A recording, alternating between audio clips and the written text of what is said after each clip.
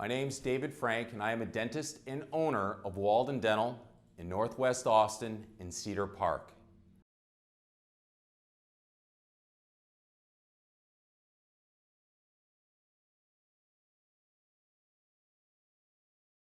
As states like Texas are beginning to reopen, there's a lot of questions and concerns about whether or not it's appropriate to see your dentist.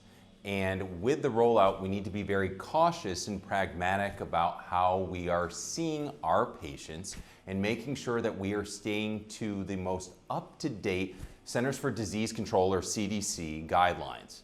Such things as using face shields, using N95 or other level 3 type masks, being very cautious about aerosols, using portable aerosol suction devices are going to be the new norm. Patients are going to be looking for expectations on making sure that an office is safe and clean, and dentistry needs to follow suit. And I see no problem and no trouble why Texas dentists can't hit that mark and really be able to set the standard for other states to soon follow suit.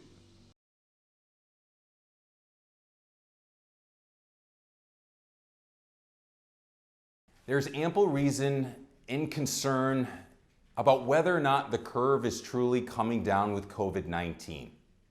And as a dentist, we have to be very cautious still about how we are rolling back to normal routine care.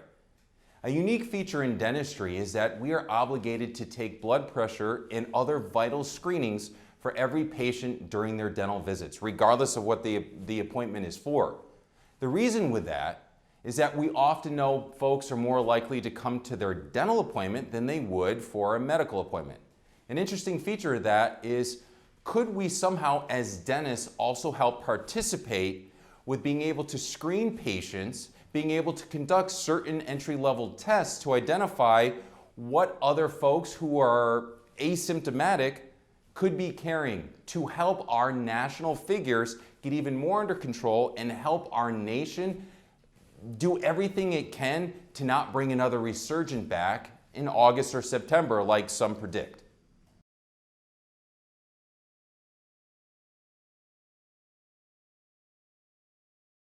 Dentistry is all about prevention, and it's really important that we stress as soon as safely possible we get back to that routine care so that we don't have to continue to worry about, are there other forms of dental infections that also could be asymptomatic brewing to really dampen and really kind of hamper our patients to have appropriate and timely care.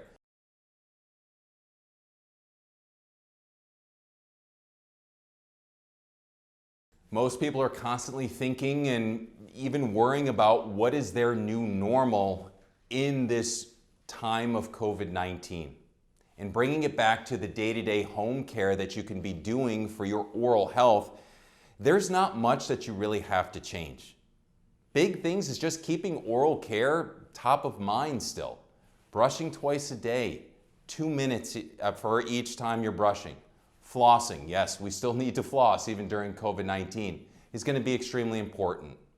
There are other rinses, there are other mouthwashes that can help, but it's about staying on top of your daily routine, especially in light of the fact that we're limited on the routine care that we can offer right now during some of the shelter in place and other restrictions placed on healthcare facilities.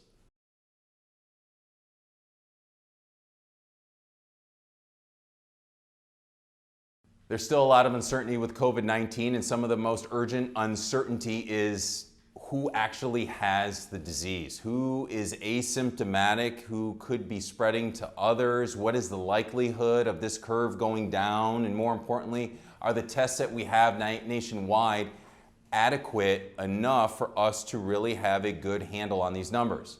In Texas specifically, Houston has a population of about 7 million people.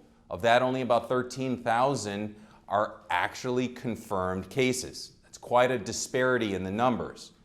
I'm not an epidemiologist, so I don't know for sure how well our numbers are truly reflective of the true cases. It's only speculative, and more importantly, it's probably just going to be more rabble-rousing and fear-mongering about whether or not we will all get this disease. But what I can tell you is that simple things daily about washing your hands, taking care of your own personal and oral hygiene, using appropriate CDC protocols that aren't only for healthcare providers, but also for just day-to-day life interactions is really gonna help. The shelter in place, I think, has had a big impact. I wouldn't begin to start speculating whether or not we'll see a bump and a spike up come the end of the summer. But I do know if we stay deliberate and we stay persistent in our efforts just to keep this awareness and actually take care of one another, look out for those who may be more susceptible to this. And if you do have poor immunocompromised conditions, maybe using appropriate judgment calls about how much you should interact will be the safest way, not only to help prevent spreading the further amount of the disease, but also just giving yourselves a little bit more of a peace of mind that we're all going to be okay when this all works its way through.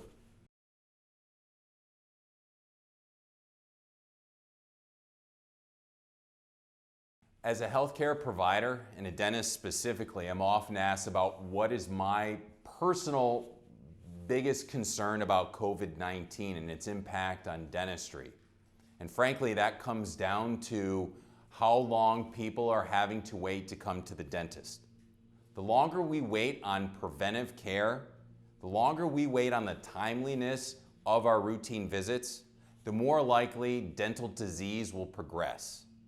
Progression that could have been intercepted months prior, progression that will turn into more invasive and unfortunately even costly more treatments. We do not want to make dentistry any more of a barrier through fear and through cost.